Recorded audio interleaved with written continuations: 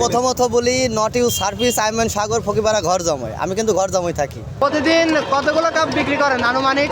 250 দুটি কাপ কত করে রাখেন? 20 টাকা। আলমনাগা মোটরসাইকেল হাট, টার্মিনালের হাট। টার্মিনালের হাট। আপনার এই এই যে মেশিনটা আমরা দেখতে পাচ্ছি, এটা আনুমানিক দাম কত টাকা দিয়ে কিনছিলেন? এটা কিনছিলাম 28,000 টাকা। এটা 28,000 টাকা। আর ব্যাটারি ট্যাটারি সব মিলায় ব্যাটারি সহকারে 94,000। পুরো ভ্যান সহ, এই যে ভ্যানটা দেখতে পাচ্ছি এই ভ্যানটা সহ 94,000। 94,000 টাকা টোটাল আপনার খরচ পড়ছে।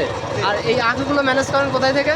এগুলা রাজবাড়িতে। এমনি দিন শেষে আপনার কত টাকা আনুমানিক হাজিরা থাকে? আমার হাজিরা ঠিক নেই, 1,000 হয়, 1500 হয়, 2,000 হয়।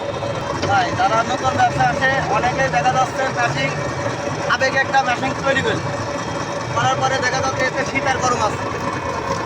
শীতকালে দেখা যাচ্ছে রসটা কম বিক্রি, গরমের সময় একটু বেশি বিক্রি। যে বিষয়টা আছে এটা একটা ধৈর্য ব্যাপার ভাই। দেখা যাচ্ছে টিকিট থাকলে তার লাভ আছে, কারণ একই ব্যবসা সব রকম হয় না। একটাই গরমে বেশি হয়, শীতকালে কম হয়। এটাই আছে বিষয়। আর আগের ব্যবসাটা বর্তমান লাভবানী ব্যবসা, এতে কোনো লস নেই।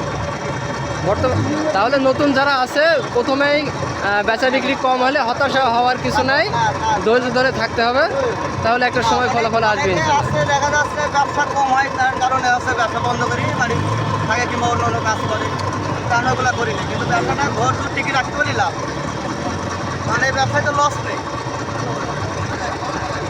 নতুন যারা বিক্রি করবে তাদেরকেও বলবো এই ব্যবসায় লস নেই, আপনারা করতে পারেন। দ্বিতীয় কথা হচ্ছে ইস মাই পকিন very good, good my nothing. Okay, Sagar speaking. ভালো থাকবেন, আল্লাহ হাফেজ।